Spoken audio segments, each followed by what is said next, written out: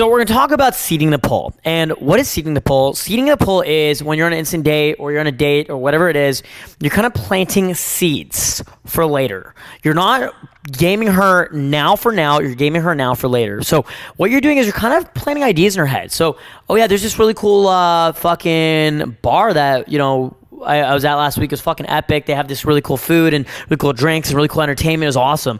And you're not even inviting her there. You're kind of just mentioning a story. So it's kind of like banter. You're kind of just chatting and you're kind of just vibing and you're just sharing stories, right?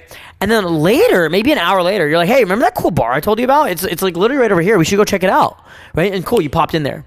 And the bar just happened to be right across your place. Right? And maybe when you're in an interaction, you're talking to a girl and you're like mentioning, oh yeah, I just moved to this really cool place, this dope as fuck spot, overlooking the city, you know, near this cool area, like so fucking great. And you just so happen to be walking by your place an hour later, be like, hey, remember I told you about my penthouse? Remember I told you about my really cool condo? Remember I told you I have this really cool patio or my really cool rooftop? Remember I told you about a really cool balcony? Hey, do you remember I told you about that really cool fucking thing I have in my place? Hey, do you remember I told you about my dog, Taco, my little Shiba Inu? Do you remember I told you about him? Hey, do you remember I told you about that really cool iced wine that I bought from Peru that just happens to be in my fridge? Well, now you have a reason to naturally just get her back to your place because it's kind of callback humor. It's kind of callback to the conversation you had 90 minutes ago, right? And it just so happens to conveniently be here now. So it's like you planted a seed and an hour and a half later it kind of sprouts, right? And so when you're in an interaction, you want to figure out every single way you can plant the seed to seed a poll to get the girls back to your place. Whether it's fancy drinks at your place, whether it's the bar, whether it's an after party at your place, whether it's drinks on your balcony, whether it's this cool view. Yo, come check out the view. It's fucking sick. Yo, come check out the view. It's fucking sick, right? Or, yo, you got to try this crazy alcohol. I have this crazy champagne that has gold flakes in it, right? And it's funny because I actually did have a champagne with gold flakes in it, but it costs $15. It doesn't cost a lot of money, and some girl gave it to me as a gift, right? And so what you actually are doing is you're planting the seed for later. You're planting little seeds for later, and this allows you to get the girl back to your place really easily while taking the pressure off. Instead of saying, hey, why don't you come back to my place for sex? Imagine how creepy that comes off. Imagine how creepy and uncalibrated that comes off, right? And she wants that too. Like, if she's liking you, she's vibing with you, she wants that. Every woman wants sex too, right? But she doesn't want to feel the social pressure and the stigma of, you know, being easy or being a slut. And so your job essentially is to make it easier for her to get back to your place and make it feel like it just happened. It just happened, okay? Very simple, very logical. Seed the poll, make it very simple. Doesn't need to be too difficult. So the best ways I seed polls, come check out my view, it's sick. Come check out my penthouse, it's awesome. After party, right?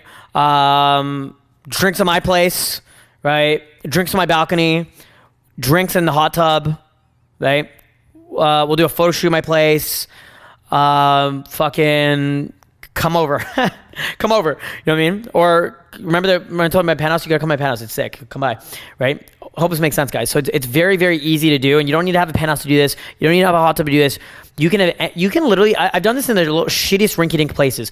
I've stayed in hostels and pulled girls back to my place doing similar things. I've got drinks in my room, or I'm staying in this really cool place on the beach, right? But it actually ends up being a hostel with bed bugs and cockroaches. But yeah, I've got this cool place on the beach. Come check out my place, right? And it's like a dorm room, and I'm sharing with, you know, my fucking roommate or whatever, right? I remember I was staying in Bondi Beach in Sydney many years ago when I was living with Bradicus. It's so funny because I was living with Bradicus back in the day, and I was literally just talking to Bradicus right before filming this video, and it's like we're both like, fuck, we're like really successful, wealthy, pretty much millionaires now, and I'm like, dude, 4.5 years ago, we were living together in Bondi Beach.